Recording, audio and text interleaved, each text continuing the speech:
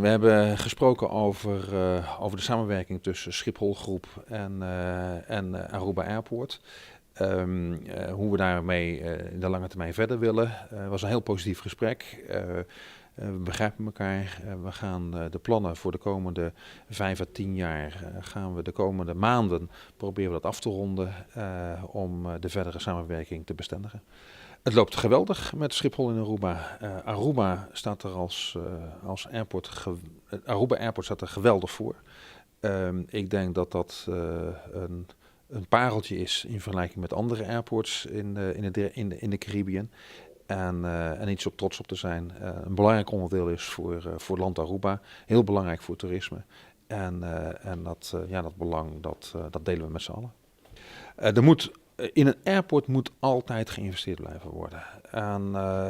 En dat is misschien een beetje frustrerend. Maar hier op Schiphol investeren we per dag €1.000.000. En dat doen we de afgelopen 10 jaar. En de komende 10 jaar is het ook weer €1.000.000 per dag. Behalve dan de komende 3 jaar is het $1,5 miljoen per dag. Om aan te geven, je moet altijd blijven investeren. Er zijn mooie plannen voor Aruba Airport. En daar gaan we uitkomen.